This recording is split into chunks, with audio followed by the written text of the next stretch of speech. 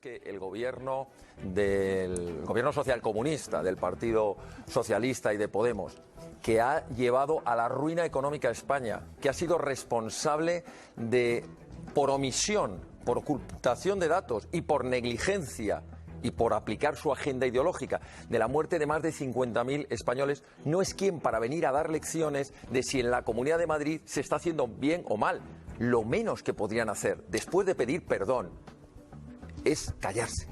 Porque el colmo de los colmos es que Madrid, la capital de España, la que ha sufrido el mayor azote del coronavirus, la que se vio abandonada, es que parece que ya se han olvidado que quien tenía el mando único era el Ministerio de Sanidad. Y ahora resulta que hay que echar balones fuera. Hay que reconocerles, yo lo digo con toda honradez, hay que reconocerles que son unos maestros de la demagogia política. Cuando han llevado al extremo económico, al extremo social, a la ruina institucional, cuando han hecho un papelón en el mundo siendo el gobierno que ha llevado a los peores índices en cuanto a número de contagios y muertes, ahora largan los balones a la Comunidad de Madrid, ellos no tienen ninguna responsabilidad, claro, y toda la culpa la tiene y el gobierno Pepito de la Comunidad de Madrid Juanito. No tiene Perdón, ningún que tipo yo no de le he responsabilidad no le he interrumpido. Entonces, lo que nosotros decimos es que, y encima el colmo de los colmos, es que cuando alguien considera que vuelven a extralimitarse en la ley, como hicieron con aquel estado de excepción,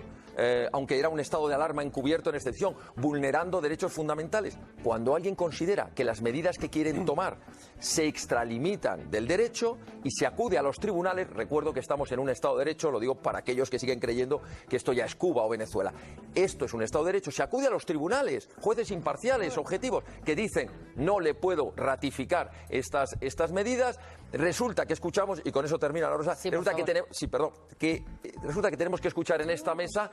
que la culpa la tienen aquellos que van a los tribunales porque crean desconcierto. No, la culpa la tienen los que quieren aplicar un estado de excepción totalitario en España. Guillermo... Yo creo que la mayoría de los espectadores van a estar de acuerdo, es que cuando uno se enfrenta a una pandemia terrorífica como es esta, pues lo que hay que hacer es ponerla en manos de los técnicos, en manos de los médicos, y escucharles y ver cuáles son las medidas que realmente hay que tomar. Pero es que esto es lo que no se ha hecho desde el principio. Cuando nos estaban advirtiendo los informes a nosotros no, al gobierno, le estaban advirtiendo los informes de la Organización Mundial de la Salud, de los organismos sanitarios de la Unión Europea, cuando otros países estaban dando la voz de alarma sobre las medidas que estaban tomando, aquí se estaba a otra cosa que nada tenía que ver con la cuestión sanitaria. Por ejemplo, cuando la Policía Nacional tenía un informe, la propia Policía Nacional en enero, atención, en enero, que decía su responsable de prevención de riesgos laborales, vamos a dar inmediatamente autorización para una serie de partidas y proteger a nuestros agentes de Policía Nacional y Guardia Civil,